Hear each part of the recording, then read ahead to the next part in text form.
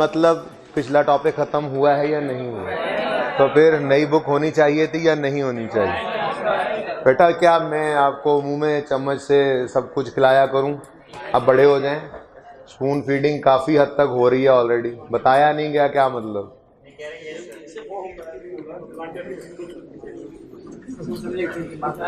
Okay, hand out open करें। Hand out तो कल दिया था ना? हाँ, वो तो ओपन कर कि वो भी घर छोड़ के आए हैं कि बताया नहीं था वो कल लाना है। हो सकता है वो भी घर छोड़ आए हैं, बताया नहीं कि जी कल लाना है।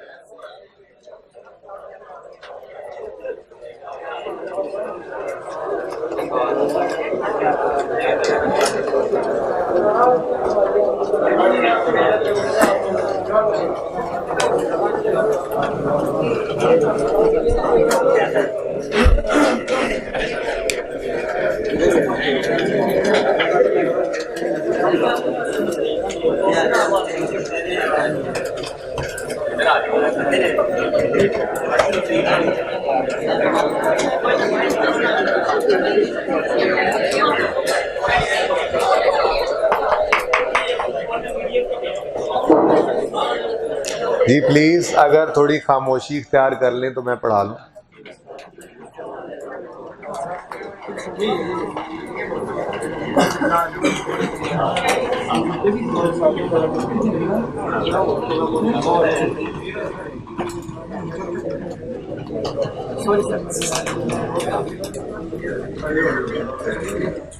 जी चले जाओ पीछे जाके, वो मेरे सामने खड़े हो जाओ। नहीं, किताब कॉपी काफी, 1.5 घंटे बाद बैग ले जाना। तुम खड़े हो जाओ, दोनों निकल जाओ क्लास। क्लास छोड़ दें, क्लास छोड़ दें।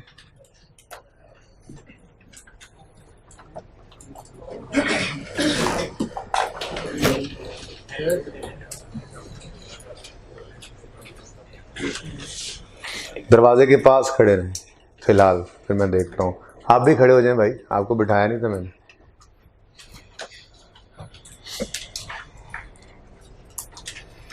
फैसला कर लेते हैं अभी आप लोग, ठीक है? ओके जी, fixed asset and depreciation start किया था हमने। मैंने आपको एक छोटी सी एग्जाम्पल से बात समझाना शुरू की थी। तुम्हें पता है बेटा, ना करो ऐसे, साथ वालों को इशारे ना करो कि क्या हुआ, पता है तुम लोगों को। अच्छा जी, ये दूसरा तो वैसे ही चला गया। अच्छा चलें, ठीक है भाई, आप बैठ जाओ आगे। हाँ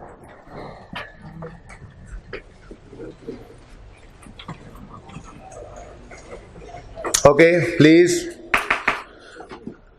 मैंने कहा आपने एक दुकान ली, मैंने कहा आपने एक दुकान ली, फिर मैंने कहा आपने उसमें चीज़ें रख के बेचना शुरू की, फिर मैंने कहा आपने वो दुकान अगले 10 साल तक रखनी है।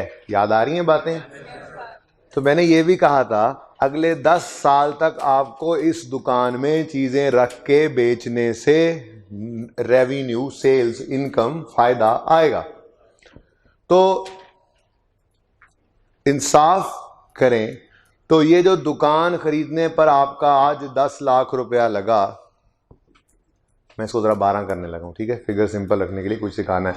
जो आपको आपका दुकान खरीदने पे ये 12 लाख रुपए लगा, ये 12 लाख सारे का सारा आज ही प्रॉफिट एंड लॉस में एक्सपेंस आउट कर देना, क्या ये इंसाफ होगा? आज 1 साल की इनकम तो बेचारी हवाओं में उड़ जाएगी इतना ज़्यादा एक्सपेंस को देख के, और देखने वाले की नज़र को सही चीज़ नज़र भी नहीं आएगी।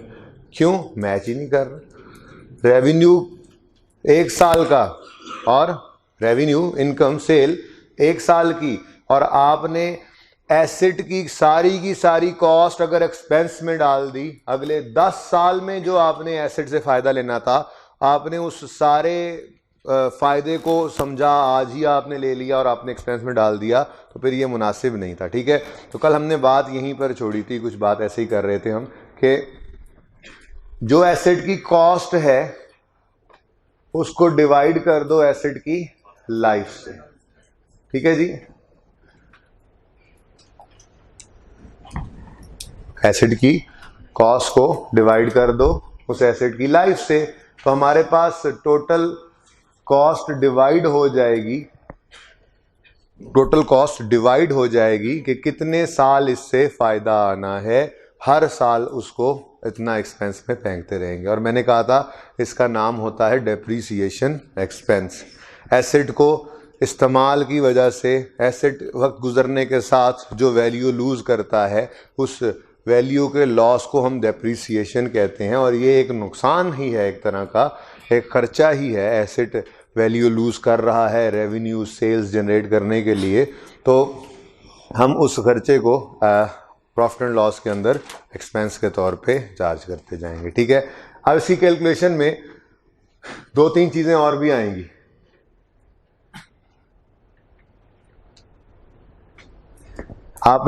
मैंने अभी कहा था 10 को क्या कर लो 12, ठीक है। हमने 12 लाख की दुकान खरीदी, हमने 10 साल ये दुकान इस्तेमाल करनी है, और 10 साल बाद हमने इस दुकान को बेच देना है।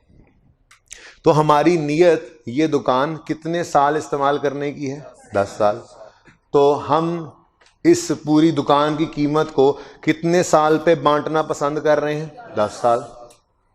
ठीक है ना। अच्छा, अब 10वें साल के एंड पे जब हम इस दुकान को बेचेंगे तो इसका मलबा ही सही, ठीक है 10 साल में आप कहें जी बिल्डिंग के पल्ले क्या रहना है, तो वो बिल्डिंग के ऊपर जो मलबा खड़ा है वो तो बिक जाएगा ना, मलबा ही सही बिकेगा तो सही ना, बोलो। तो मिसाल के तौर पे 10 साल के बाद हमें ये दुकान बेचकर 2 लाख रुपए मिल जाने, यूजफुल लाइफ के एंड पे हमें ये दुकान बेचकर 2 लाख रुपए मिल जाने हैं। ओके, अब मुझे बताओ क्या ये 2 लाख वैल्यू लूज होगी? बिल्डिंग की एसिड की वैल्यू लूज होगी ये 2 लाख रुपए से? मैंने क्या कहा? डेप्रिसिएशन एसिड की वैल्यू में कमी है इस्तेमाल की वजह से। 10 साल इस्तेमाल करोगे तो एंड पे 2 लाख तो फिर भी मिल जाना है, तो इसका मतलब वो तो इसकी वैल्यू में कमी हुई ही नहीं। बात समझिएगा। 10 साल हमने बिल्डिंग को इस्तेमाल करना है, 12 लाख की बिल्डिंग ली थी, 10 साल इस्तेमाल करके 10 साल बाद अगर ये 2 लाख बिक के हमारे जेब में आ जाएगा, 2 लाख की बिकेगी और हमारे जेब में 2 लाख आ जाएगा, तो फिर इस बिल्डिंग ने टोटल कितनी वैल्यू लूज की है? बोले 10 लाख ही लूज की ना। मैं कह रहा हूं डेप्रिसिएशन है एसिड की वैल्यू में कमी, तो एसिड की वैल्यू 12 लाख से कम होते होते होते होते सिफर तो नहीं हो रही, 2 लाख उसकी वैल्यू की कमी नहीं होगी। वो उस वक्त मैं आपको बता रहा हूं, ठीक है ना, ये अज्यूम्ड डाटा मैं आपके साथ शेयर कर रहा हूं, ठीक है। तो जो 10 साल के एंड पे जो 2 लाख हमें मिलना है वो इस एसिड की वैल्यू की कमी नहीं है, तो हम फिर उसको डेप्रिसिएशन में नहीं ले सकते, डेप्रिशिएट नहीं करेंगे। तो फिर फॉर्मूला में क्या चेंज आएगी? हम कॉस्ट में से वो यूजफुल लाइफ के एंड पे मिलने वाले पैसे को माइनस कर देंगे, उसका नाम होता है रेजिडुअल वैल्यू। क्या नाम होता है जी? Residual value. तो रेजिडुअल वैल्यू क्या है?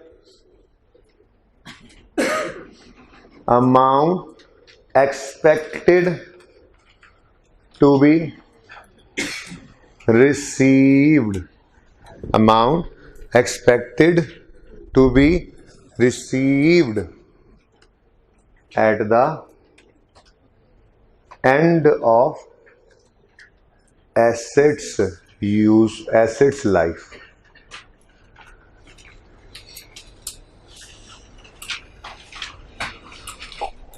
बल्कि मैं यूं लिखूं तो ज्यादा बेहतर है, estimated amount expected to be received at the end of asset's life. ठीक है। तो मैं 12 लाख को डिवाइडेड बाय 10 नहीं करूंगा, मैं 12 लाख को डिवाइडेड बाय 10 करके 12 हजार करके उसको सिफर नहीं करूंगा, क्योंकि उसने सिफर होना ही नहीं है। 10 साल में उसने 10 हजार करके 10 लाख कम हो जाना है, लेकिन 10 साल के एंड पे वो मुझे कितने पैसे दे जाएगा एसिड जाते हुए? 2 लाख। तो फिर ये सारी की सारी 12 लाख कॉस्ट हमने डेप्रिशिएट नहीं करनी, ठीक है। अब अगली बात, ये कॉस्ट माइनस रेजिडुअल वैल्यू नजर आ रहे हैं? ये तो मैंने फॉर्मूला लिखा ना, ये किसका है जी? रेजिडुअल वैल्यू, ठीक है। अब ये कॉस्ट माइनस रेजिडुअल वैल्यू क्या होती है? इसको कहा जाता है अकाउंटिंग की जबान में डेप्रीशिएबल अमाउंट। क्या कहा जाता है जी? Depreciable amount. खुद सोचो ना, मैं क्या कह रहा हूं, पूरा 12 डेप्रीशिएबल ही नहीं है। क्यों? इसमें से 2 तो मिल जाना है, तो फिर डेप्रीशिएबल कितना बचा? 10। समझ रहे हो? अच्छा,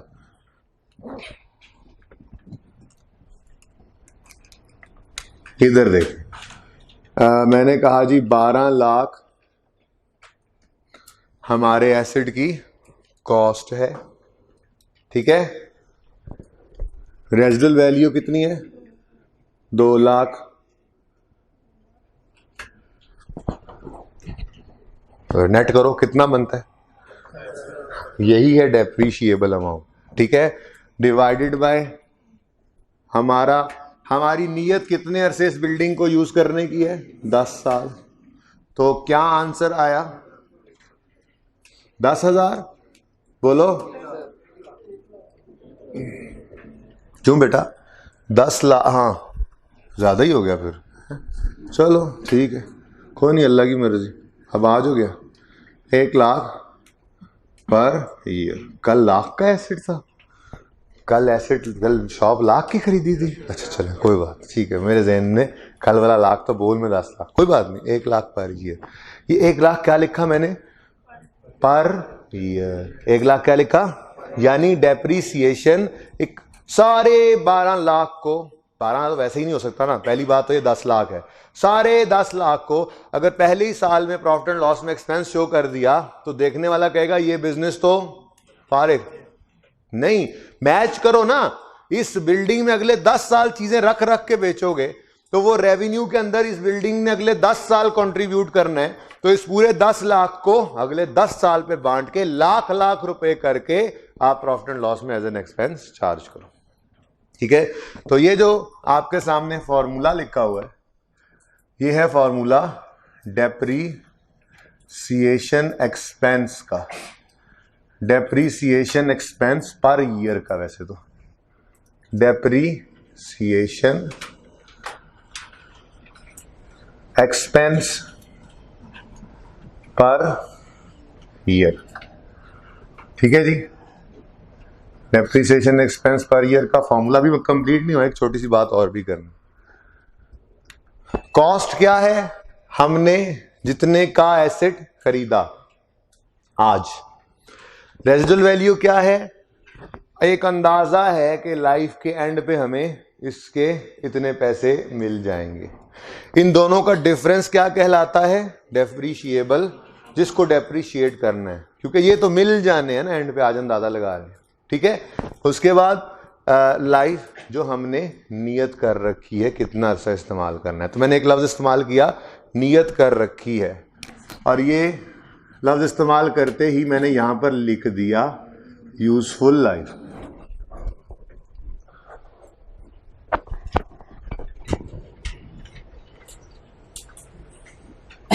यूजफुल लाइफ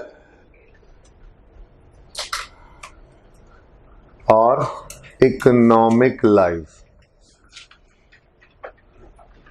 इसका फर्क भी आज समझते ही चले, पता नहीं फिर कभी बात हो ना हो।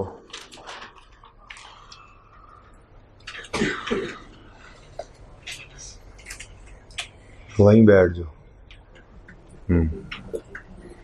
भैया पीछे कौन बैठा हुआ है? भैया आपको नजर आ रहा है कुछ? अच्छा आप हैं, खुद हैं, ठीक है। ये इतना नोट कर लें। वैसे डेप्रीसिएशन एक्सपेंस का फॉर्मूला क्या है? आप जरा इधर आए, हम इनके लिए कुछ होमवर्क ले लें, कॉपी करवाना पड़ेगा। ये बुक लाए हो? मंडे को बुक ना हो तो बेशक ना ही आइएगा, चलो आ जाइएगा, लेकिन फिर वापसी पे लेते जाइएगा बुक।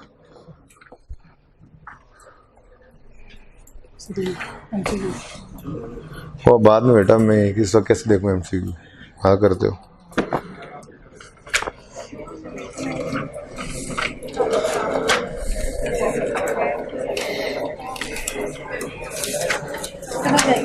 ये ना एक सफ़े के ऊपर आपने क्वेश्चंस कॉपी करवाने हैं कुछ।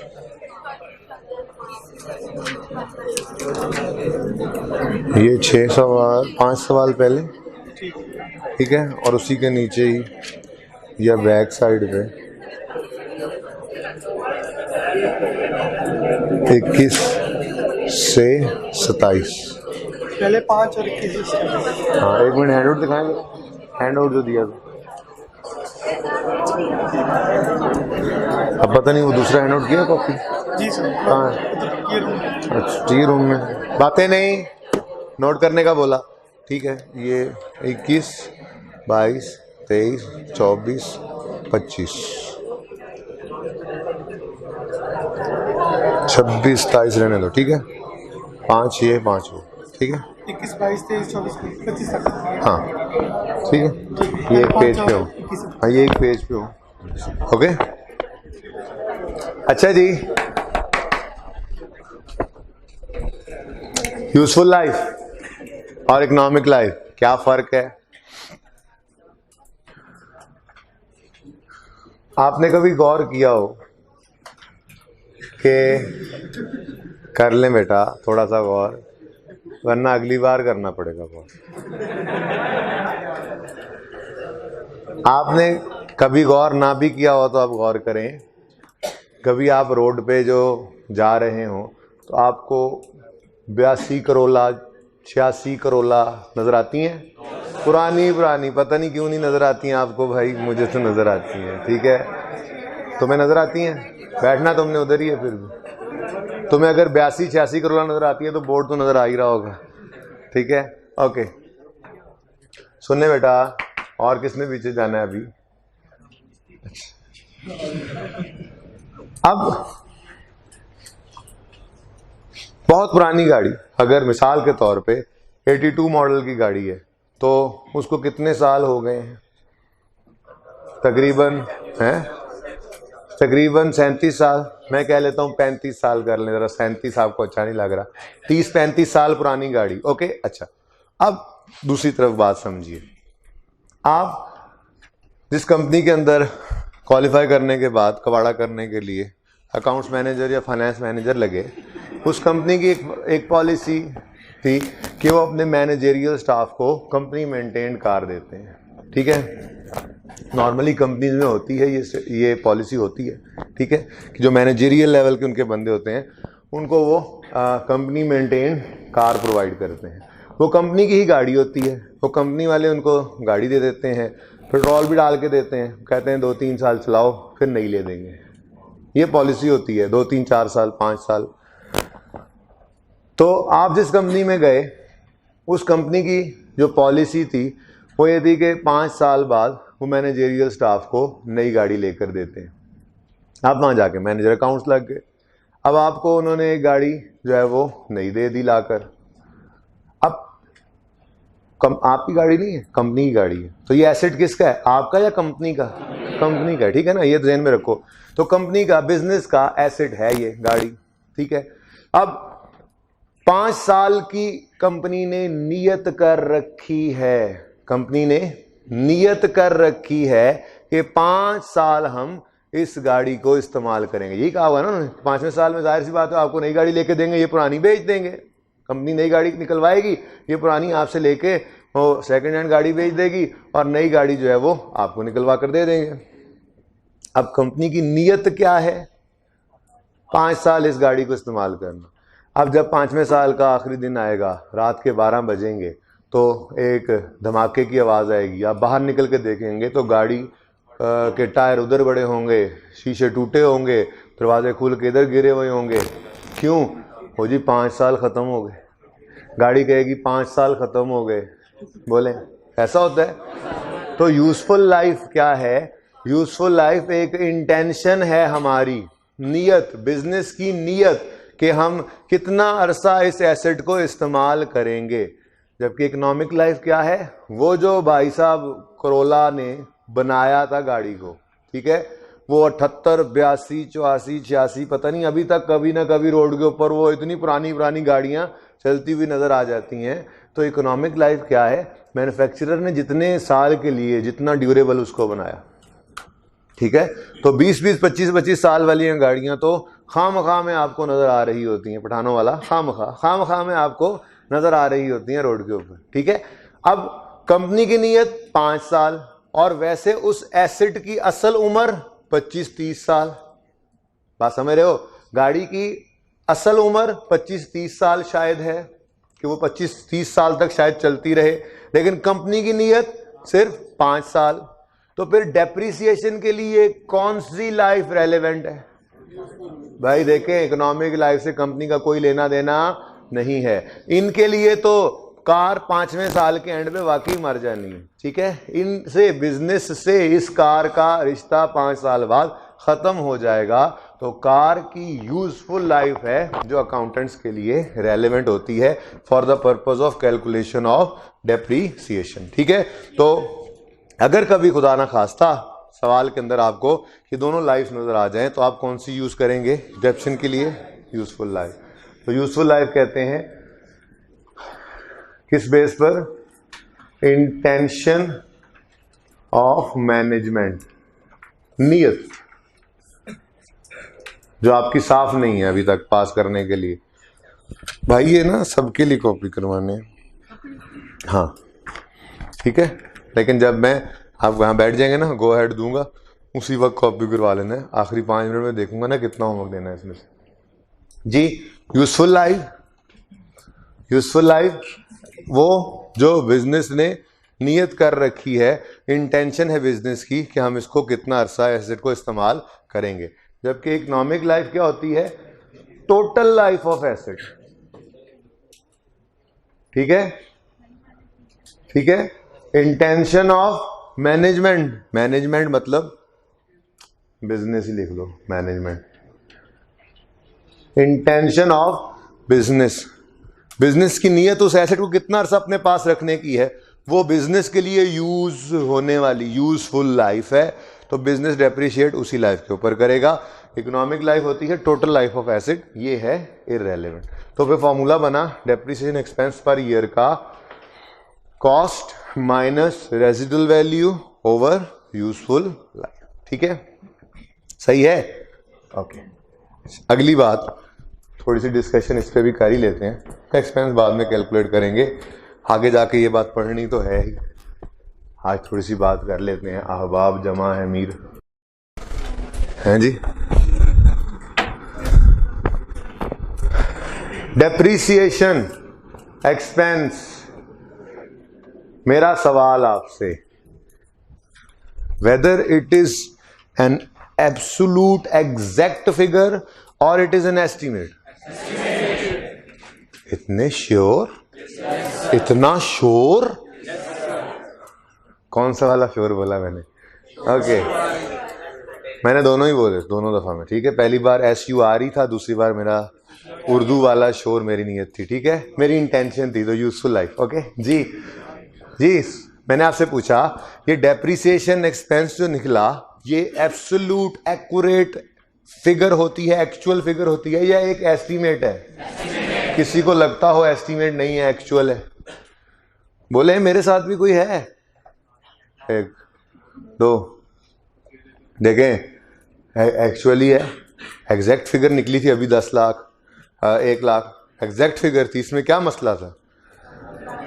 नहीं, एग्जैक्ट फिगर नहीं थी निकली, नहीं एग्जैक्ट फिगर तो निकली थी, हाँ, लेकिन वो था एक एस्टीमेट ही। एस्टीमेट कैसे था? अगर आप गौर करें ना, तो इस फॉर्मूला के अंदर यूज होने वाली बहुत सी चीजें एस्टीमेट्स हैं। मिसाल के तौर पे हम 1 बाय 1 बात करते हैं। सबसे पहले देखें यूजफुल लाइफ। यूजफुल लाइफ, क्या ये बिल्कुल कंफर्म बात है? आपकी कंपनी ने नियत कर रखी है 5 साल तक इस एसेट को इस्तेमाल करेंगे, 5 साल बाद आपको गाड़ी बदल देंगे। 4 साल गुजर चुके थे, आपके डायरेक्टर ने आपको बुलाया और बुला के कहा भाई वैसे तो अगले साल आपको गाड़ी हमने चेंज करके देनी थी, लेकिन आपको पता ही है कि गाड़ी में वो होंडा वालों की शेप चेंज हो रही है, तो हम ये चाह रहे हैं कि आपको बिल्कुल नई शेप वाली गाड़ी ही मिले, तो आप 1 साल और रुक जाएं। अब 3 साल गुजर चुके थे, ठीक है, या 4 साल गुजर चुके थे, और इनिशियल क्या था एस्टीमेट 5 साल यूज करेंगे, लेकिन तीसरे चौथे साल के एंड पे आपको पता लगा नहीं नहीं इस एसेट की लाइफ में तो चेंज आ गई है, नीयत बदल गई है मैनेजमेंट की, तो क्या गाड़ी चीखे मारे और रोना शुरू कर देगी? नहीं नहीं, मैं तो जाना ही जाना है 5 साल बाद। ऐसा कुछ नहीं होता, बल्कि वो एक एसेट था, उनकी नीयत थी, उस नीयत में तब्दीली आ गई, उसकी अकाउंटिंग सीखनी है हमने, मैं पढ़ाऊंगा भी सही। इसको चेंज इन एस्टीमेट की अकाउंटिंग कहते हैं। फिलहाल सिर्फ चेंज इन एस्टीमेट की डिस्कशन कर रहा हूं, क्योंकि फॉर्मूला सामने आ गया ना, इसमें बातें जरा आज हो जाएंगी, जरा फायदा हो जाएगा, ठीक है। अच्छा, तो यूजफुल लाइफ क्या है? एक एस्टीमेट है, 5 साल भी है, ये 6 में भी बदल सकता है, ये तीसरे साल के एंड पे खड़े होकर, चौथे साल के एंड पे खड़े होकर डायरेक्टर बुला के ये भी कह सकता है कि मिस्टर चिश्ती, आपके आने की बरकत से हमारी कंपनी के लॉसेस आ रहे हैं काफ़ी। तो हमने ये सोचा है कि हम मैनेजेरियल स्टाफ को गाड़ी 5 साल की बजाय 10 साल बाद बदल कर देंगे। तो चौथे साल के एंड पे यूजफुल लाइफ बदल गई। तो useful life is an estimate. Estimated figure जो है वो एस्टीमेट जो है वो चेंज भी हो सकता है। और खुद सोच के बताएं, एक फॉर्मूला के अंदर एक एस्टीमेट यूज हो रहा है और कुछ भी एस्टीमेट ना हो, एक भी चीज एस्टीमेटेड हो जाए तो वो पूरी फिगर क्या बन गई? एस्टीमेट। सही है? अच्छा, उसके बाद रेजिडुअल वैल्यू भी तो क्या है, वो तो इत्तेफाक से मैं लिख गया था। अच्छा, इसी वजह से आप इतने श्योर हो गए थे। अच्छा चलें जी, यूजफुल लाइफ भी एस्टीमेट था और रेजिडुअल वैल्यू भी एस्टीमेट है। रेजिडुअल वैल्यू कैसे एस्टीमेट है? क्या नाम है तुम्हारा? चिश्ती ने और इर्तजा ने इकट्ठे जाके होंडा के शोरूम से 2 CD70 नए नकोर 0 मीटर निकलवाए। इसमें हंसने की क्या बात है यार? मतलब आपस की बात है, हंसने की क्या बात थी इसमें? क्या? चुप करो, एग्जाम्पल समझो। इन दोनों ने एक ही दिन एक ही शोरूम से एक ही कलर के होंडा CD70 निकलवाए और घर आ गए। अब इर्तजा, नहीं यार तुम नहीं लगते इतने, क्या नाम है तुम्हारा? तो नाम ही ऐसे। ओके, शहरी हैं और सुने यार, क्या हंसने वाली बात कोई नहीं है, सुने, शहरी हैं और चिश्ती हैं। सुने, मोटरसाइकिल दोनों निकलवा कर ले आए। अब दोनों की इंटेंशन है कि अगले 5 साल हम इस मोटरसाइकिल को यूज करेंगे, तब तक सीए हो जाएगा, उसके बाद फिर कंपनी में जिसमें लॉसेस होने हैं जाएंगे तो गाड़ी मिल जाएगी। ठीक है, अब 5 साल नियत कर ली इन्होंने बाइक यूज करने की। ठीक है, अब दोनों की तबीयतें माशाल्लाह मुख्तलिफ हैं। शहरी ठहरा सोफिस्टिकेटेड सा बच्चा नजर तो आ रहा है, पता नहीं अब, और चिश्ती साहब हैं मलंग आदमी जी हैं। अब शहरी सुबह सवेरे उठता है और उठ के मोटरसाइकिल को ऐसे यूं करके कपड़ा रखता है, नीचे जाता है अपने कमरे से उतर के, जाके उसको साफ सुथरा करता है। ठीक है जी, और चमका चमकू के लेके आता है, हर जंप में से आहिस्ता से गुजारता है, और हर महीने में एक बार वर्कशॉप लेके जाता है, उसका ऑयल चेंज करवाता है, ट्यूनिंग करवाता है, और उसकी हर हफ्ते 10 दिन बाद एक बार सर्विस स्टेशन से भी कराता है। चिश्ती साहब है माशाल्लाह, वो जिस दिन मोटरसाइकिल लेकर आए थे उसके बाद मुड़ के ना कभी उस मोटरसाइकिल ने वर्कशॉप का मुंह देखा। जब वो चलना बंद हो जाता है तो घसीट के ले जाते हैं वर्कशॉप पे, कहते हैं बा हुन चला दे, घर पहुंच जावा उसके बाद। और ये सिलसिला चलता हुआ 2 साल गुजर गए। अब दूसरे साल के एंड पे शहरी का मोटरसाइकिल है, शहरी उसको देखता है, मोटरसाइकिल शहरी को देखता है, ये दोनों एक दूसरे को देखते हैं, और सुनो, और शहरी कहता है हाँ भाई 3 साल बाकी रह गए तुम्हारी जिंदगी में, और वो कहता है नहीं नहीं मैं तो और अगले 5 साल तुम्हारे साथ ही हूँ। एस्टीमेट है, इट मे चेंज। ठीक है, ये तो यूजफुल लाइफ थी। प्लस चलो वो कहता है नहीं हो ही नहीं सकता, मैंने तुम्हें बेचना ही बेचना है। अब ये कितने का आ रहा है आजकल CD70? 70,000 का आ रहा है मिसाल के तौर पे। अच्छा यार छोड़ो, 70 का आ रहा है, ठीक है, इसको भी निकालो, यहीं से उतरो, चलो एग्जैक्ट वैल्यू मैं बताता हूँ। अच्छा जी, जो मैं बोल रहा हूँ वो उतने का ही आ रहा है, ठीक है, बाकी तुम जेब से डाल लेना। ओके जी, जिसने भी लेने जाना है उनको कम पड़ेंगे ना, दे देना। ओके जी, 70,000 का CD70 दोनों ने खरीदा और दोनों का ये अंदाजा था 5 साल बाद बेचेंगे, और दोनों का अंदाजा था कि 40,000 का बिक जाएगा हमारा 5 साल बाद। ये एस्टीमेट किया इन्होंने रेजल वैल्यू, ठीक है, स्टार्ट पे। अब दूसरे साल के एंड पे शहरी वाले मोटरसाइकिल को वो नहीं देखता, चलो हम ही देख लेते हैं। हम जब उसको देखते हैं, देख के कहते हैं लो भाई ऐसे जैसे नया, ऐसे जैसे नया। 5वें साल के एंड पे पहुंच जाते हैं और जब मार्केट में बेचने जाते हैं तो उस वक्त इस मोटरसाइकिल की डिमांड ही बड़ी होती है, असली वाले की कीमत ही बहुत ऊपर पहुंच चुकी होती है। उस वक्त शायद नया पाकिस्तान बना हुआ होता है, तो मार्केट में बेचने जाते हैं तो वो 40 वाला 50 का बिकता नजर आ रहा होता है, या 2 साल बाद ही एस्टीमेट में चेंज होता नजर आ रहा होता है कि जी हो सकता है ये तो 40 की बजाय 50 का ही बिक जाए, ठीक है, एस्टीमेट है, चेंज हो सकता है। चिश्ती वाला मोटरसाइकिल 2 साल बाद देख रहे हैं तो कह रहे हैं इसको तो पल्ले से पैसे देकर ही किसी को देना पड़ेगा, ये बिकने वाला नहीं। तो residual value is an estimate because it may change during the life of an asset, ठीक है। और इवन डेप्रीसिएशन का सिर्फ एक मेथड नहीं है, एक से ज्यादा मेथड्स हैं, तो डेप्रीसिएशन मेथड भी एक एस्टीमेट है। ये कैसे एस्टीमेट है, दूसरा मेथड समझाता हूं अभी, तो फिर आपको बताऊंगा। लेकिन अभी की मेरी डिस्कशन थी सिर्फ इतनी सी कि ये आप लिख लेंगे, ठीक है, अपने पास के फॉलोइंग लिखें, हेडिंग क्या, बस ये जुमला लिख लें, फॉलोइंग एस्टीमेट्स में change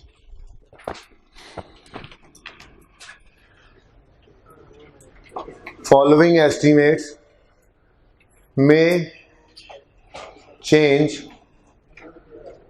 during the life of an asset.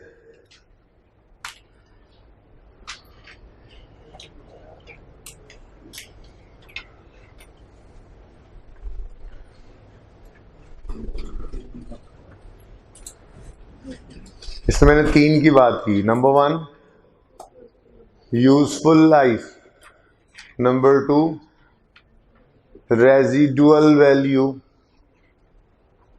Number 3 depreciation method. ये तो तब पता लगेगा ना जब ये पता लगेगा कि मेथड्स भी कोई होते हैं। अभी तो मैंने इसके ऊपर मेथड नहीं लिखा, ठीक है, तो लिख लो बहरहाल, क्योंकि ये लिखा होना ज़रूरी है, बहुत सनद रहेगा और काम आएगा। इसको कहते हैं चेंज इन एस्टीमेट, और इसकी अकाउंटिंग हम आने वाले दिनों में सीखेंगे। तो आने वाले दिनों में इसकी अकाउंटिंग सिखाऊंगा, सिर्फ ये डिस्कशन अब आपके साथ आने वाले दिनों में इस तरह से तफसील से नहीं होगी, ठीक है। अभी डेप्शन मेथड की भी बात करता हूँ। अच्छा, अब यहाँ से हमें पता चला कि शायद डेप्रीसिएशन के 1 से ज़्यादा मेथड्स हैं। अच्छा, तो फिलहाल इसको तो ज़रा सही कर लें। इसका नाम है straight line method. Straight line method क्यों जी, स्ट्रेट लाइन मेथड क्यों कहते हैं? सीधी लकीर खींची हुई है ये मैंने, अगर यूं ही होती तो स्ट्रेट लाइन मेथड ना होता। नहीं जी नहीं, हर साल डेप्रीसिएशन बराबर। जो मैंने यहाँ पे 1 लाख निकाला था, मैं आपको क्या कह रहा था कि अगले 10 साल तक ये 1-1 लाख एक्सपेंस में जाता रहेगा, ठीक है। तो ये जो फॉर्मूला आपके सामने लिखा है डेप्रीसिएशन एक्सपेंस पर ईयर का, ये फॉर्मूला है स्ट्रेट लाइन मेथड का, ठीक है जी। तो इसके लिए क्वेश्चन की प्रैक्टिस करते हैं। पहला क्वेश्चन मैं कर देता हूं ताकि आपको फॉर्मेट की समझ आ जाए कि किस फॉर्मेट में हम करेंगे। हैंडआउट भाई एक मेरे पास नहीं है, बाकी सबके पास। ये बच्चे कल आए थे, आप लोग कल आए थे ना, तो वो हैंडआउट कल दिया था, ठीक है जी। नहीं मिला था तो आपका कसूर है, अब बाद में देखते हैं, अभी शेयर करो। मेरे पास नहीं है, मैं तो सिर्फ सवाल चाहिए। ये हैंडआउट्स के लिए फाइल बन जानी चाहिए। अब ये आपका fix asset and depreciation revision plan इसी से होगा, ठीक है। मैं कोशिश करता होता हूँ, होमवर्क भी इसी के अंदर, वो बुक से होमवर्क आ रहा होता है, लेकिन अगर क्लास में भी वही सवाल करवाने लग जाऊँ बेसिक वाले तो होमवर्क में कम बचते हैं। तो क्लास में छोटे मोटे सवालों से मैं आपको सिखा के बाद उसके बाद होमवर्क में उस जैसे क्वेश्चंस दिया करता हूँ, ठीक है। तो क्वेश्चन नंबर 1 है आपके सामने,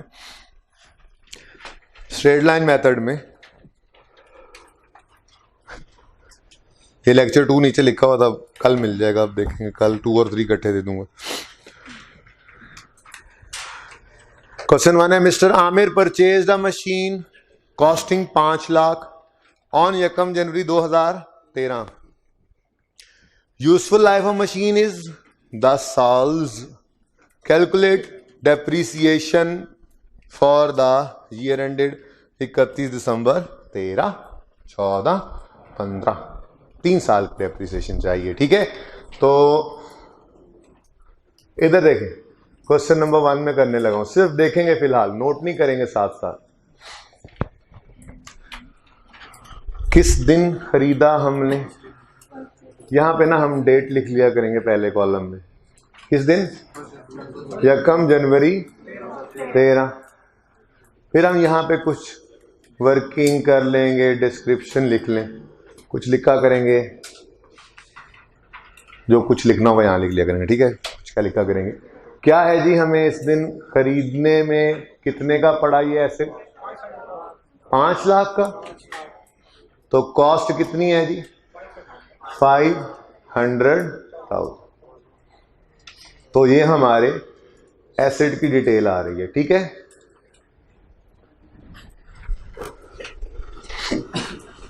ओके, अब डेप्रीसिएशन की बारी आई। तो डेप्रीसिएशन कब कैलकुलेट करनी चाहिए, साल के शुरू में, एडवांस पे कर लें, एसेट इस्तेमाल होगा तो वैल्यू लूज करेगा, अभी एक्सपेंस, हाँ, हर रोज अकाउंटेंट जाते हुए कर दे।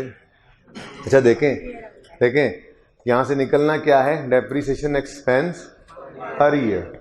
जब पर ईयर निकल रहा है, वो जो 1 लाख निकला था, वो 1 लाख क्या था, 1 साल की डेप्रीसिएशन। लो डिवाइड बाय 12 कर देता हूं, क्या आ जाएगा, पर मंथ, हर महीने एंट्री कर सकते हैं, डिवाइडेड बाय 365, हर रोज भी कर सकते हो, घंटे गिन लो, हर घंटे भी।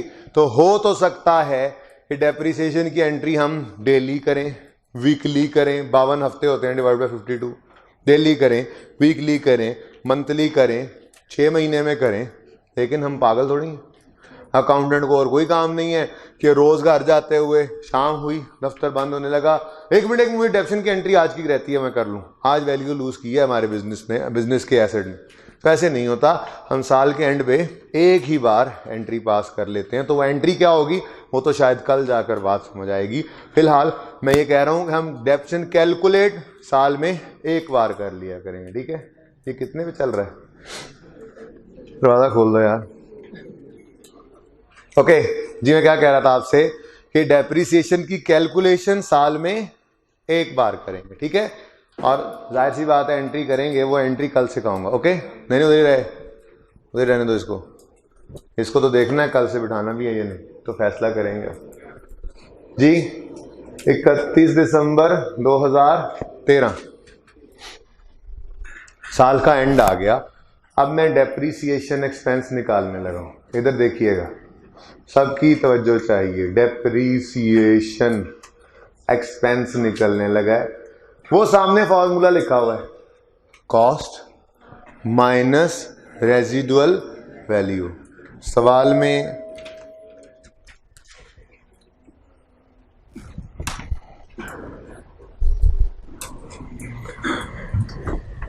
में रेजिडुअल वैल्यू गिवन है, सवाल में अभी तक तो नजर नहीं आई थी, सवाल तो खत्म भी हो गया हुआ है, ठीक है। तो सवाल में रेजिडुअल वैल्यू अवेलेबल, कॉस्ट क्या है 500,000 माइनस रेजिडुअल वैल्यू कितनी है, नील।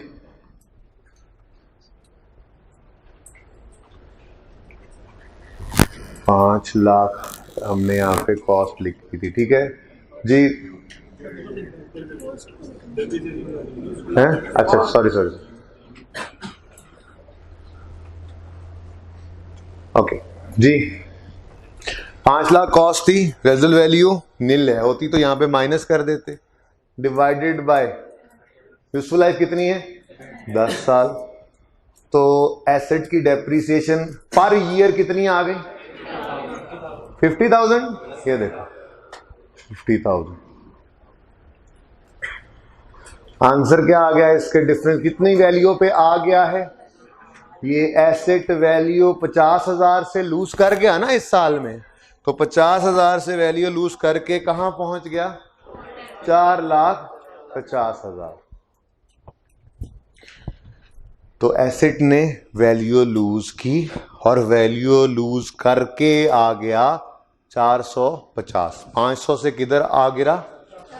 तो इसको भी कोई नाम दिया गया अकाउंटिंग के अंदर कि जब कॉस्ट में से डेप्रीसिएशन लेस कर दी जाए तो एसेट की रिटन डाउन वैल्यू आ जाती है, कि एसेट की बुक्स में क्या वैल्यू आ रही है, कैरिंग वैल्यू क्या है, कैरिंग अमाउंट क्या, मुख्तलिफ नाम है, ठीक है मुख्तलिफ नाम है, फिलहाल एक ही लिख रहा हूं कि इसको हम कहा करते हैं रिटन डाउन वैल्यू, ठीक है जी। रिटन डाउन वैल्यू मतलब WD। 31 दिसंबर 13 पे हम कह रहे हैं, 12 कहां से आ गया पता नहीं, 31 दिसंबर 13 पे हम कह रहे हैं जी हमारा एसेट राइट डाउन हो चुका है 50,000 से, 50,000 से राइट डाउन होके कहां पहुंच गया है भाई, डाउन क्यों हो गया, वैल्यू लूज की इस्तेमाल की वजह से। तो फिर रिटन डाउन वैल्यू क्या हुई, कॉस्ट माइनस डेप्रीसिएशन, W चले पूरा लिख लें आज। तो रिटर्न डाउन वैल्यू का फॉर्मूला भी हमें मिल गया आज, लिख लें अपने पास, स्टार लगा लें इसलिए, बल्कि स्टार लगा के लिखें।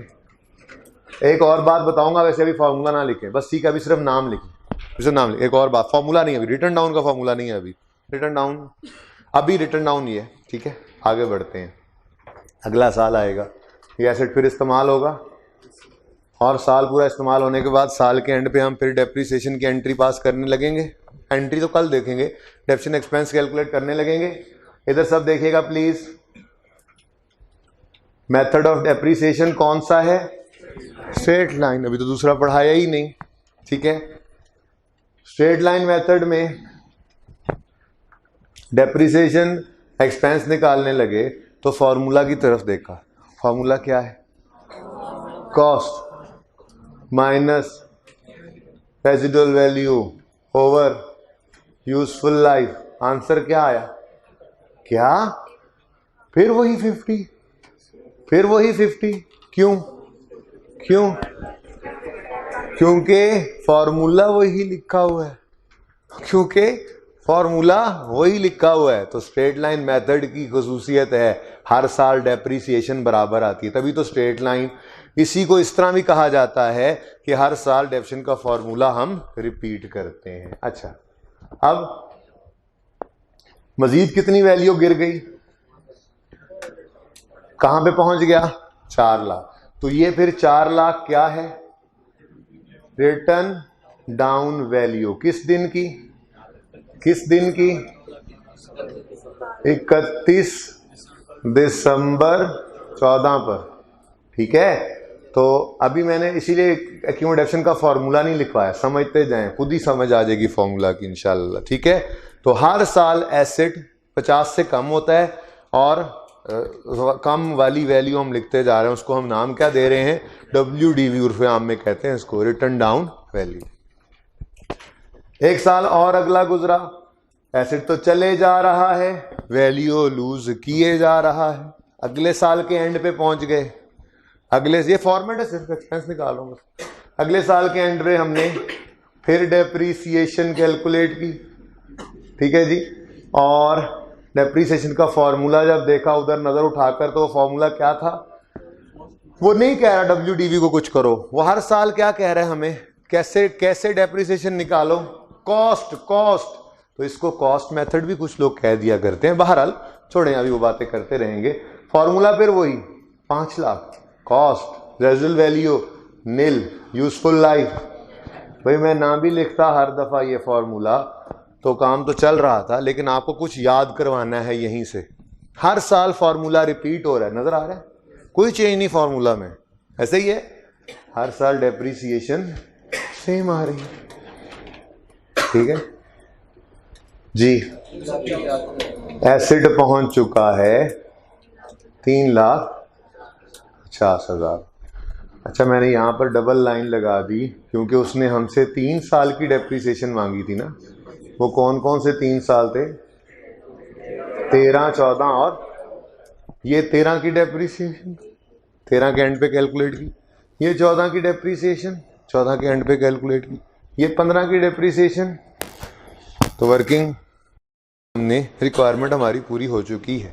ओके, अब मेरा सवाल आपसे, मुझे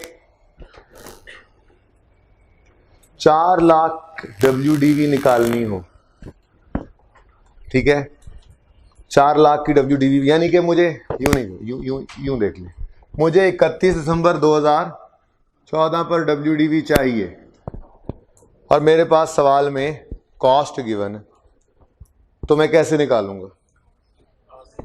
कॉस्ट में से एक डेप्रिसिएशन, बोले एक नहीं, एक नहीं, इसलिए मैंने कहा था यहां फॉर्मूला ना लिख लेना, कॉस्ट माइनस डेप्रिसिएशन WDV होती है। WDV का फॉर्मूला क्या है? आज तक की डेप्रिसिएशन। मैंने कहा 31 दिसंबर 14 पे WDV क्या है?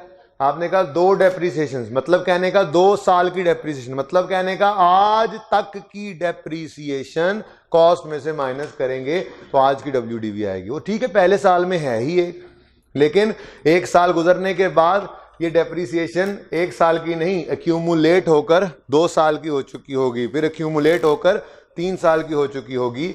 तो अगर रिटर्न डाउन वैल्यू का फॉर्मूला लिखना है तो वो बनता है कॉस्ट माइनस एक्यूमुलेटेड डेप्रिसिएशन। याद रखना, कॉस्ट माइनस एक्यूमुलेटेड, एक्यूमुलेट हो चुकी है जितनी, पहले साल में 1 ही साल की थी, दूसरे साल की WDV अगर चाहिए होगी, जिस दिन की WDV चाहिए उस दिन कॉस्ट तो सारी जिंदगी कॉस्ट ही रहनी है। ये तो आपको बताना ही भूल गया यहां पे कि ये कॉस्ट भी एस्टीमेट था, भूल गया। कॉस्ट एस्टीमेट नहीं होता, cost is not an estimate. वो तो जेब से पैसे एग्जैक्ट निकाल के दिए और एसिड लेकर आए हैं, तो कॉस्ट तो सारी जिंदगी वही रहनी थी, ठीक है। जिस दिन की WDV चाहिए उस दिन तक की एक्यूमुलेटेड डेप्रिसिएशन वो माइनस कर दोगे कॉस्ट में से, रिटर्न डाउन वैल्यू आ जाएगी, ठीक है। तो WDV का फॉर्मूला भी वैसे ही याद रख लीजिएगा, जहन में आ जाना चाहिए। WDV का फॉर्मूला क्या है? Cost minus accumulated depreciation. Okay, note कर ले। मेथड कौन सा है? स्ट्रेट लाइन मेथड के साथ उर्दू में ये 2 बातें जल्दी जल्दी लिख लें, ये जल्दी जल्दी लिख लें, ये काम आएंगी, कहीं यहां पर भी आएंगी कुछ काम, FAR 1 तक FAR 2 तक ये बातें काम आएंगी, हैं छोटी छोटी बातें, अभी तो बहुत आसान लगेंगी, पर लिख लें, फायदा होगा इंशाल्लाह आने वाली जिंदगी में। लिखें, स्ट्रेट लाइन मेथड के साथ लिखें, हर साल डेप्रिसिएशन एक्सपेंस सेम। दूसरी बात भी लिखें, वो भी इसी तरह से ही है, दूसरी बात भी लिखें, हर साल डेप्रिसिएशन का फॉर्मूला सेम। दोनों बातें एक ही मतलब है ना, हर साल डेप्रिसिएशन एक्सपेंस बराबर है, या यूं कह दें हर साल डेप्रिसिएशन का फॉर्मूला सेम है। दोनों का मतलब यही है कि हर साल डेप्रिसिएशन बराबर ही होगी, ठीक है ना। स्ट्रेट लाइन की खसूसियत क्या है? हर साल डेप्रिसिएशन एक्सपेंस बराबर होता है, या इसको यूं भी कह लें, इसकी खसूसियत क्या है? हर साल डेप्रिसिएशन का फॉर्मूला सेम रहता है। आपके सामने है, हर साल cost life, cost life, cost life, ठीक है, सही है। ओके, जल्दी से नोट करें, जल्दी से नोट करें, और जिन्होंने नोट कर लिया है, जिन्होंने नोट कर लिया है वो क्वेश्चन नंबर 2 सॉल्व करना शुरू कर दें इसी तरह से।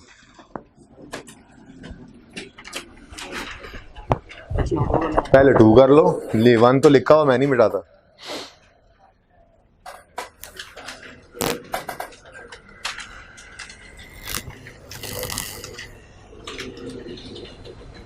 मुश्किल है, लेक्चर 2 पे बात नहीं होगी, 1 पे ही बात होगी।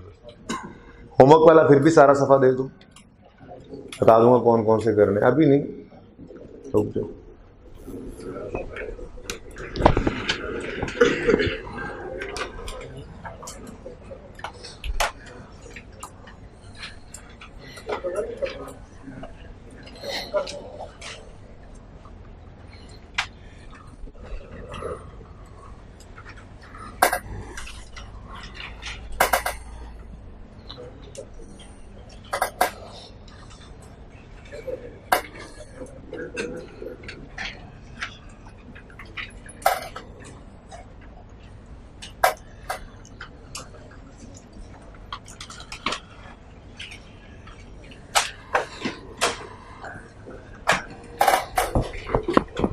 देखो वही बैठ जाओ, नहीं ये हो गया।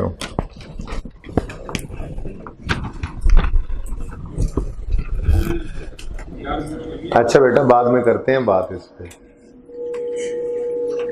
सोचते हैं इस पे।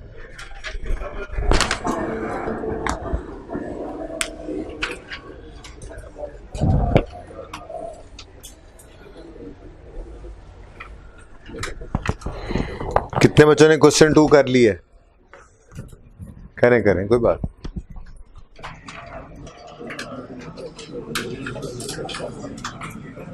अब ये डेट डिस्क्रिप्शन एसिड की हेडिंग बेशक ना बनाया करें, आप ऐसे ही लिख लिया करेंगे।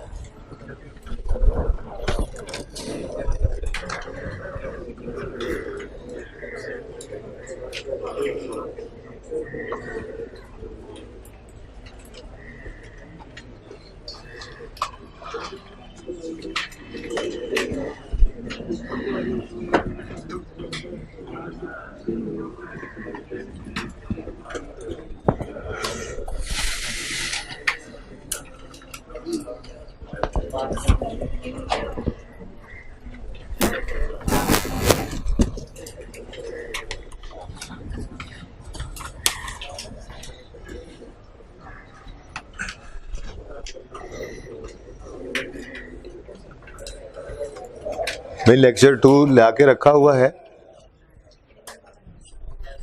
लेक्चर 2 है तो अपने पास ही है, टीए रूम में पड़ा है। लेक्चर 2 वो अपने पास तो रखें, जरूरत पड़ गया तो फिर उस वक्त दौड़ेंगे, अभी अपने पास रख लें।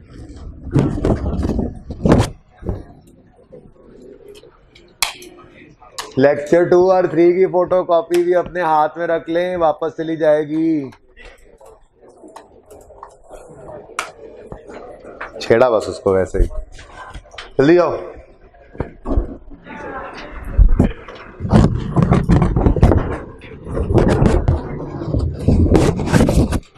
दरवाजा मुकीम जरा थोड़ी देर पकड़ लो उसके आने तक। ओके जी, आई थिंक आवाजें आ रही हैं, दरवाजा बंद ही कर दें, होगी कुछ ऑक्सीजन की आमदोरफ्त पूरी होगी। इधर देखें जी, बस करें, जहां पे गलती होनी थी वो आपने कर ली होगी, रुकें अब प्लीज प्लीज। क्या हुआ बेटा? इधर देखें जी सारे please.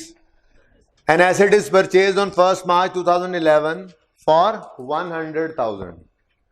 It's residual value is and life is 5 years. Residual value आ गई तो फॉर्मूला क्या हो जाएगा? 100,000 कॉस्ट है माइनस 20,000 रेजिडुअल वैल्यू, ये आ गई हमारे पास depreciable amount divided by useful life कितनी है? आंसर बता दें। 16,000। Is it correct? ये सबको कैसे पहले से पता है? डेफिनेशन पढ़ के तो नहीं आए हो कि कॉमन सेंस यूज करते हो? देखो हमने लिखा था फॉर्मूला डेप्रिसिएशन एक्सपेंस पर, ये तो पूरे साल का डेप्रिसिएशन एक्सपेंस निकला था, ये पूरे साल का डेप्रिसिएशन एक्सपेंस है। लेकिन आप गौर करें तो ये एसेट हमारे पास इस साल में पूरा साल इस्तेमाल ही, हमने तो डेप्रिसिएशन का फॉर्मूला ही यही पढ़ा था कि एसेट की वैल्यू में कमी आना इस्तेमाल की वजह से। ये इस्तेमाल तो पूरे 12 महीने हुआ ही नहीं है, तो डेप्रिसिएशन भी पूरे 12 महीने की नहीं लेनी थी, ये तो पूरे साल की डेप्रिसिएशन थी। हमने क्या करना था? 16,000 डिवाइडेड बाय 12 पर मंथ हो गई इंटू 10। आंसर क्या है? 1। ठीक है, कितने बच्चों ने यही डेप्रिसिएशन निकाल ली? ओके, अब ये इस तरह से नहीं किया करेंगे, सुने प्लीज, तरीका देख लें। अब ये इस तरह से नहीं किया करेंगे कि पहले यहाँ गलत डेप्रिसिएशन निकाल लें और फिर उसको इस तरह से डिवाइड बाय 12 करके पर मंथ इंटू 10। हमें पता लग गया ना कि पूरे साल की डेप्रिसिएशन इस फॉर्मूला से निकल आई है। इसको इंटू 10 बाय 12 कर दें। ये वही लिखा हुआ है ना, 10 बाय 12, ये वही लिखा हुआ है 10 बाय 12, और डायरेक्ट ही आंसर यहाँ पर सही वाला लिखा करेंगे। बोलें जी, 13,333 है डेप्रिसिएशन। ठीक है तो याद रहेगा ये अब मसला। ओके बताएं जी। 8,667, ये क्या आ गया हमारे पास? WDV। WDV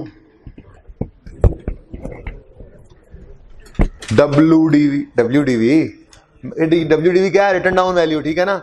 अब इसको WDV बोला करेंगे, ठीक है, प्यार से WDV। ओके जी। उसके बाद 31 दिसंबर 12 आया, ठीक है। अभी तो देखना जरा, ये डेप क्यों हो गया? आपने डेप्रिसिएशन ही लिखना है, ठीक है ना। अब ये तो ऐसे ही होगा, पहली बार पूरा लिख दिया ना बस। ये भी WDV हो गया, ये भी डेप हो गया, क्योंकि मेरा पेपर पास है, आप लोगों का भी पास। तो आपने रिक्वायरमेंट अगर इसकी हो तो पूरा नाम लिखना है, वर्किंग में काम चलेगा, वो बताऊंगा। फिलहाल 1-2 दिन तो पूरे अल्फाज लिखें ताकि याद हो। अच्छा, डेप्रिसिएशन मेथड कौन सा है? कहाँ लिखा हुआ है? ऊपर ही लिखा हुआ है। एक बात और भी बता दूं, आगे चल के जब दोनों मेथड्स पढ़ लेंगे ना, दूसरा भी पढ़ाता हूं मैं, वैसे तो 4 हैं, तो फिर मैं आपको ये भी कहा करूंगा कि सवाल अगर खामोश हो ना तो यही वाला लगाया करो। बहरहाल फिलहाल तो स्ट्रेट लाइन की हेडिंग है और स्ट्रेट लाइन के क्वेश्चंस हम कर रहे हैं। अब तो देखें स्ट्रेट लाइन का फॉर्मूला क्या है? 100,000 cost minus 20,000 residual value over useful life 5 is equal to depreciation expense for whole year. लेकिन इधर पूरा साल इस्तेमाल नहीं हुआ, ठीक है, तो ये फॉर्मूला का हिस्सा नहीं है कि आपको हर साल फॉर्मूला तो ये पढ़ा है, इतनी सी बात। वो लिखा भी था फॉर्मूला में, cost minus residual over useful life. ये 10/12 क्यों किया था? पूरे 12 महीने इस्तेमाल नहीं हुआ था, ठीक है जी।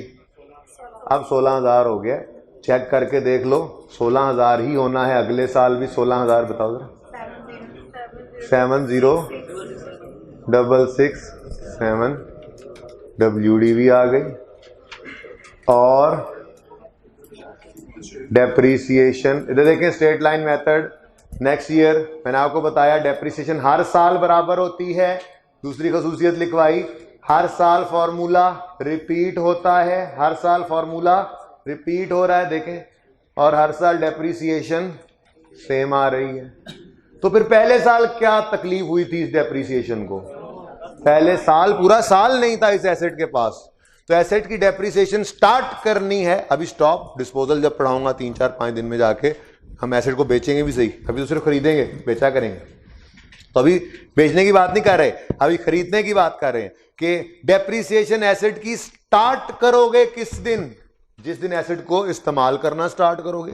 तो एसिड को इस्तेमाल करना जब मार्च को स्टार्ट किया था पहले साल में, तो फिर जनवरी फरवरी की डेप्रिसिएशन नहीं ली थी, 10 महीने के लिए डेप्रिशिएट किया। ओके जी, 66। अब बस 3 साल की डेप्रिसिएशन मांगी हुई थी, बस फिर खत्म कर दो, यहाँ पे रोक दो। वैसे तो 5 साल इसकी लाइफ है, चलते जाओगे ना 5वें साल के एंड पे वही 20,000 बचेगा। बहरहाल छोड़ें, आगे ना चलें ना सोचें, ठीक है, क्योंकि अभी तो मैंने इसको एंड पे लेके नहीं जाना। हाँ जी, हाँ, तो पहले ही बताना था ना, मैं तो ऊपर वाले 12 को ही देख के। हाँ तो 13 ही तो लिखा हुआ है, क्या मसला है, गलती है कोई यहाँ पे? ओके, समझ आई है। क्वेश्चन 3 के साथ लिखे होमवर्क। कुछ बच्चों ने ना तेजी दिखाई, समझने की बजाय ना वो लिख रहे थे, ठीक है। अब सुने उसमें मसला क्या होगा। उसमें कोई मसला नहीं है, उसमें साल कैलेंडर ईयर नहीं रहा। बताया था आपको कैलेंडर ईयर और फाइनेंशियल ईयर डिफरेंट हो सकते हैं। तो सवाल है 1 जुलाई से शुरू होकर 30 जून पे खत्म होने वाला, तो फिर घूम फिर जाते हैं आप। एसेट आया जनवरी में तो 6 महीने हैं, आप कहोगे जनवरी में आया सारा साल, नहीं, ध्यान करना है। तो होमवर्क कीजिएगा, कल इसका आंसर शेयर करूंगा, इसको मिला लें। नीचे होमवर्क लिखा हुआ है ना हैंडआउट पे, 1, 2, 3, 4 एंड 5 ये प्रैक्टिस क्वेश्चंस कॉपी होके आ चुके हैं हैंडआउट पे, ठीक है। इसमें आप प्लस कर लें क्लास वर्क क्वेश्चन 3, ठीक है। ओके, अब क्वेश्चन नंबर 4 आपके सामने है। एक छोटी सी बात देखिए,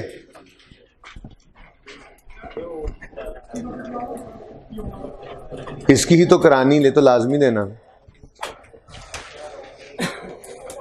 सिद्धा दे, कोई नहीं करा लो।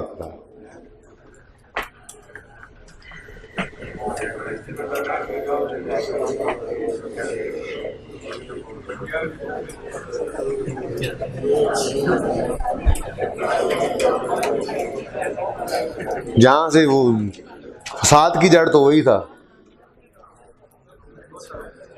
किताब लाए हैं, किने दिया ये हैं, कितो लिए हैं, कितना वजन है? जाने दो यार, तुम क्लास में बैठे हो, कहाँ बैठे हो तुम? कह भी रहा उस्ताद।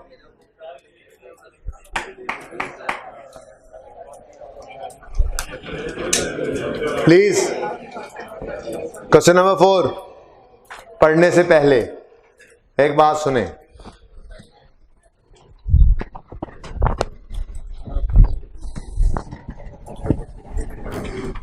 मुझे ये बताएं कि अगर लाइफ लिखी है 10 साल, तो हमने यहां पर वो किया था ना, लाख डिवाइडेड बाय 10 तो आया था 10,000।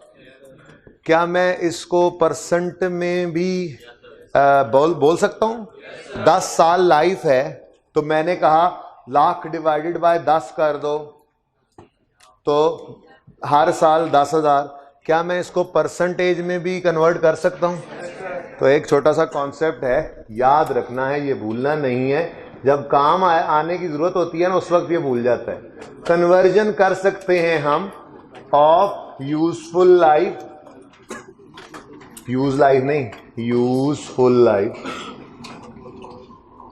Conversion of useful life into rate. इधर देखिएगा, बहुत आसान काम है, मुश्किल बिल्कुल भी नहीं है। हमें गिवन है यूजफुल लाइफ, इधर देखिए मैं फॉर्मूला लिखने लगा हूं। हमने कन्वर्ट करना है useful life into rate, formula लिखने लगा हूं। हम कर देते हैं 1 over useful life, 1 over useful life into 100। ये फॉर्मूला अप्लाई करते हैं, जो भी लाइफ गिवन हो वो किस में कन्वर्ट हो जाती है? रेट में। अच्छा जी, ज़रा आजमा के देख लेते हैं। अभी हमने बोला था 10 ईयर्स, ऐसे ही है। यूजफुल लाइफ कितनी है? कैलकुलेटर ओपन करें जल्दी से। ये बहुत ही काम का टूल है, आसान लग रहा है, लेकिन जब ज़रूरत पड़ती है ना कॉम्प्लेक्स क्वेश्चंस में, तो फिर ये भूला होता है। फिर नहीं याद है, मुझे बताना पड़ता है। वो करते थे हाँ, फिर कहते हैं हाँ, पेपर में हाँ नहीं होता, ठीक है। इसलिए ये ध्यान से 10 ईयर्स हमने कहा जी 1/10 इंटू 100 कर दें, क्या रेट आया? 10% आ गया, यही तो बन रहा है। आप आजमा लो, 1 लाख को डिवाइडेड बाय 10 करो 10,000 आता है, 1 लाख को इंटू 10% करो 10,000 आता है, और ठीक है ना। तो एक ही मतलब है, आप 5 साल को करो, जल्दी से 5 साल को कन्वर्ट करो, 20% बन रहा है। 1/5 इंटू 100। अच्छा जरा आजमा के देख लेते हैं, वो लाख हमारे पास है ना, लाख को डिवाइड बाय 5 करो, कितना आ रहा है? 20,000। और लाख को इंटू 20% करो, कितना आ रहा है? वही 20,000 आ रहा है। एक ही बात है, ये एक ही बात है। ओके, मेथड कौन सा? स्ट्रेट लाइन हो, ये लाजमी है। और 20 लिख लो, 20 साल, जरा आजमा लें थोड़ा सा। 20 साल 1/20 इंटू 100, 5% आ गया। 50 साल, अब तो टूल मिल गया। 1 यूजफुल लाइफ इंटू 100, 2%। ठीक है, मुश्किल या आसान? तो अगर आप यूजफुल लाइफ को रेट में कन्वर्ट कर सकते हैं, तो रेट को यूजफुल लाइफ में कन्वर्ट नहीं कर सकते? ये भी कर सकते हैं, ठीक है। इसका फॉर्मूला यहां पे लिख देता हूं, ये होता है 1/रेट, और रेट फ्रैक्शंस में लिख लेना, ठीक है, आंसर सही आ जाएगा। ये फ्रैक्शंस आपको परेशान करेंगे, बस वो ज़बानी सुन लो। 1/रेट लिख लेना, रेट को परसेंट में ना लिखना, फ्रैक्शन में लिख लेना। बात समझ आ रही है? ठीक है, जैसे 5% है तो 1/0.05 लिख लेना। ओके, अब जरा आपके सामने ये रेट है। अभी आपने क्या किया था, देखें, आपने यूजफुल लाइफ को कन्वर्ट किया है रेट में। अब हम चाह रहे हैं कि हम रेट को कन्वर्ट करें। ये मुख्तलिफ तरीके से, कभी रेट देगा, यूजफुल लाइफ जरूरत पड़ जाया करेगी किसी और काम के लिए, कहीं और जाकर डिस्पोजल में देखेंगे, एस्टीमेट चेंज में देखेंगे, बहुत कुछ पढ़ना है अभी तो। आइए, ये IAS 16 है स्टैंडर्ड, वैसे तो रिवैल्यूएशन और नोट के अलावा सारा कुछ इंट्रो में है अब इसका। तो रिवैल्यूएशन और नोट एक है, वो FAR 1 में पढ़ेंगे। उसके अलावा फिक्स एसेट और डेप्रिसिएशन में से जो कुछ है वो सारा कुछ यहाँ पे है। तो बहुत कुछ, 19-20 दिन लगने हैं इसके ऊपर हमें, कमो बेश, ठीक है। तो और बहुत मेन, और इसमें से काफ़ी वेटेज है, 15 से 20 नंबर इसके अंदर से कम से कम भी बनते हैं, कम से कम भी बनते हैं, इससे ज़्यादा भी हो सकते हैं। 15 नंबर का सवाल दे दे, बाकी 8-10 नंबर की एडजस्टमेंट्स मुख्तलिफ जगह पे पढ़ी हूँ। तो बहुत इंपॉर्टेंट टॉपिक है, और मैं बहुत सुकून से बेस बना रहा हूँ, लेकिन काम रोज़ का रोज़ करिएगा, ठीक है जी। तो 1/रेट करना है जी। 1/0.1 किया, आंसर क्या आया? 10 साल आ गया। यानी कि हम अगर रेट से यूजफुल लाइफ की तरफ आना चाहें तो फिर हमें फॉर्मूला 1/रेट लगाना पड़ेगा। आजमाते जाएं, 1/, कैलकुलेटर पे करना है, 1/0.2, 5 ईयर्स आएगा बेटा। 1/0.05 है 20 ईयर्स। 1/0.02 50, पता नहीं 5 क्या कर रहे हैं ये लोग, ठीक है। So conversion of useful life into rate and rate into useful life. लेकिन याद रखने वाली बात यह है कि जो मैंने अब कल आपको मेथड पढ़ाना है ना, ठीक है, उसका नाम है रिड्यूसिंग बैलेंस मेथड। उसमें ये नहीं है, ये सिर्फ इसी पे एप्लीकेबल है, only under straight line method, SLM, only under straight line method. ये एप्लीकेबल सिर्फ इसी पर है, इंशाल्लाह वो कल समझ आ जाएगी। अब जरा क्वेश्चन नंबर 4 पढ़ें और मुझे बताएं क्या करना चाहिए। Mister Atif purchase the machinery costing 1 lakh on 1 January 12। Hand out मिलेगा आपको होमवर्क वाला, उसमें 10 सवाल हैं टोटल, 1 से 5 तक और फिर 21 से शायद 26 तक। 1 से 5 आप कर सकते हैं, ठीक है। तो इसलिए BRS की कमियां बेशियां दूर कर लीजिएगा। टेस्ट में एक्सटेंसिवली मंडे को BRS टेस्ट होगा, और क्लास की स्ट्रेंथ अगर कम हुई तो खैर नहीं आप लोगों की, अब मैं बता रहा हूँ पिछले टेस्ट में कमी हुई है काफ़ी स्ट्रेंथ में। BRS एक्सटेंसिवली टेस्ट होगी, ठीक है, टिका के, क्योंकि अब मैं उसको एग्जाम लेवल पे आपके साथ, मैं पिछले टेस्ट में मैंने आपको ICAP का रीसेंट टाइम का क्वेश्चन दिया था, तो इसलिए अब आप जैसा मर्जी टेस्ट करूं आप उसके लिए तैयार हैं इंशाल्लाह। उसकी तैयारी कीजिएगा खूब। जो क्वेश्चंस मैंने करवाए जिस तरतीब से करवाए इनफ हैं वही कर लीजिएगा, नए क्वेश्चन नहीं करने। ये आइंदा के लिए भी टिप है आपको, क्योंकि कोशिश में यही करता हूँ, हम ऑलरेडी काफ़ी काम कर रहे होते हैं, तो बाकी पेपर्स भी हैं साथ, 3 पर्चे रखे हैं तो तीनों पास करने हैं। फिर ये इंट्रो में भी बहुत कुछ है, बहुत कोर्स है, बेस बनाने में टाइम लगा, आपको लगा शायद स्लो है, तो इसी वजह से होते हैं कि यहीं पर ही बुनियाद पड़ रही होती है चीज़ों की, ठीक है। तो काफ़ी कुछ होता है इसके अंदर।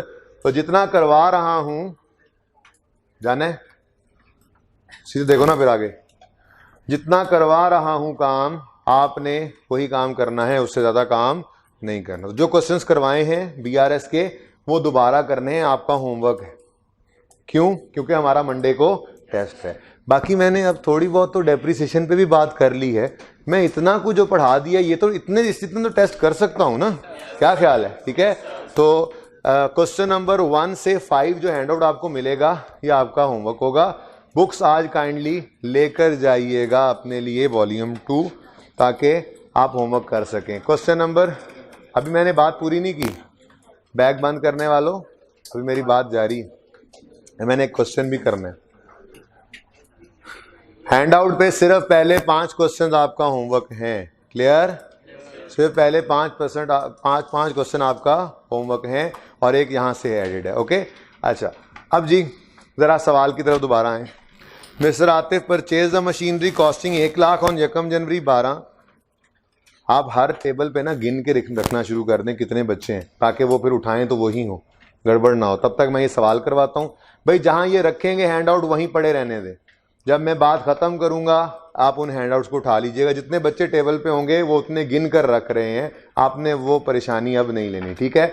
जिसके सामने हैंड आउट उल्टा के रखेंगे उसी के सामने वो हैंड आउट पड़े रहें, ओके। प्लीज़, डिस्टर्बेंस होगी वरना। The residual value is 10,000 and the rate of depreciation is,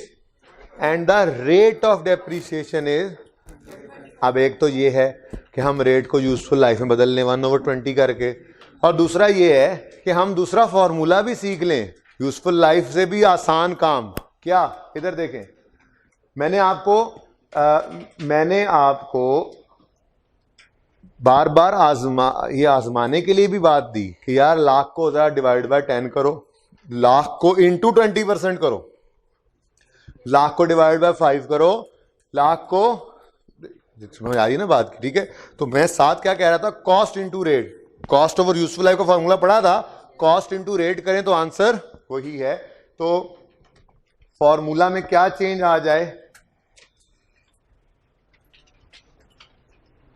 depreciation expense per year का फॉर्मूला ही है, लेकिन देखें क्या हो गया, अगर रेट गिवन हो तो cost minus residual value into rate कर दिया, बस।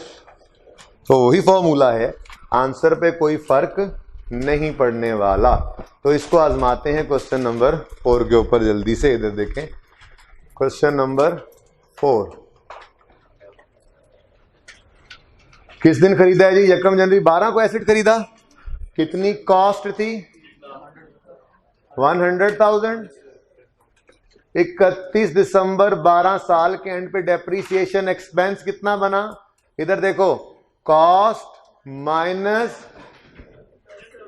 रेजिडुअल वैल्यू हो गया, डिवाइड बाय लाइफ नहीं है तो कोई बात नहीं, आज इनटू रेट हो गया। कितना?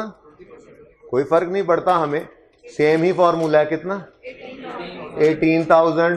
बस एक साल और देख लो, WDV बताओ। 82,000। फिर 31 दिसंबर 13 आया, डेप्रीसिएशन देखो फॉर्मूला रिपीट होना है। तो खसूसियत क्या बताइए स्ट्रेट लाइन में? फॉर्मूला हर साल रिपीट होना है। तो 1 लाख माइनस 10,000 इंटू 20%, ठीक है, कितना? तो ये बात बहुत अहम है, 64,000। कुछ बच्चे ना अब कंफ्यूजन का शिकार हो रहे होंगे जिन्होंने कहीं और से कभी और डेप्रिसिएशन देखी होगी कि शायद ये रिड्यूसिंग बैलेंस का मेथड है। ऐसा कुछ नहीं है, ऐसा कुछ नहीं, ठीक है। मेथड ये है, ये याद रखना। सबसे इंपॉर्टेंट बात आज के लेक्चर की क्या कर रहा हूं, ये मेथड ऑफ डेप्रिसिएशन पढ़ा है, ठीक है। कल मैं जो क्वेश्चन नंबर 4 होमवर्क 3 होमवर्क में दिया है ना, उसको डिस्कस करते हुए इसको दोबारा इसी तरह से जो है वो मैं डिब्बा लगा के आपको याद कराऊंगा। ये देखें, ये मेथड पढ़ा है, कल फर्क देखेंगे। ये मेथड वही है, फॉर्मूला सिर्फ बदला है, यूजफुल लाइफ की बजाय रेट आ गई, ठीक है। तो इसको जहन में रखना, जिंदगी रही तो कल तो नहीं, खैर मंडे को टेस्ट की तैयारी करके आना, इंशाल्लाह मुलाकात होगी। अल्लाह हाफ़िज़।